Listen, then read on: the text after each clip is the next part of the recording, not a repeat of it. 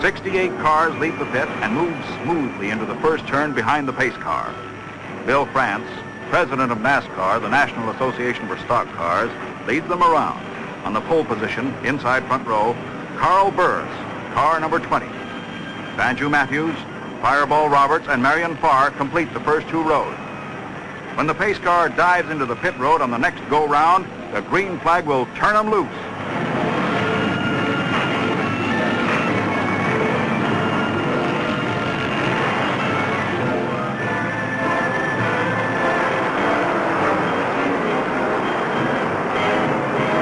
Moving smartly out of the long first and second turn, they reached the backstretch of the 2.5-mile speedway completed only 1 year ago. They're moving faster now, riding higher on the 31-degree bank turn, designed for speeds of 200 miles an hour. The pace car's off the track. Here they come. They're racing. Banjo Matthews grabs the lead. Fireball Roberts right behind him as they climb the bank into the first turn.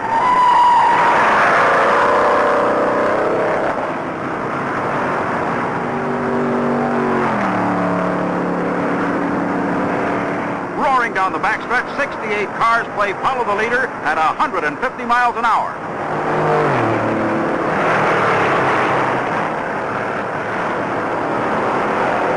Fourth turn, end of lap 1. The leader's at record speed, but the rest of the field is in trouble back in the fourth turn.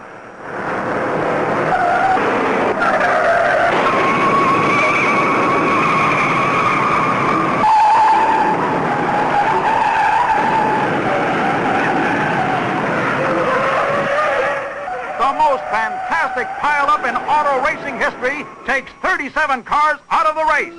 Some drivers free themselves from the wrecked cars to find out, is anyone hurt?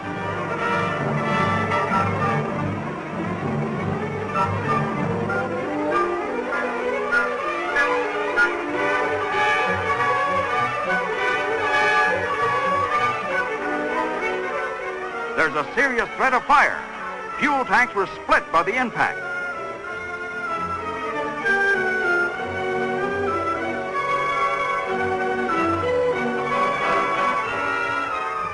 All drivers accounted for, only 8 of the 37 drivers suffered even minor cuts and bruises. And perhaps most amazing of all, no fire.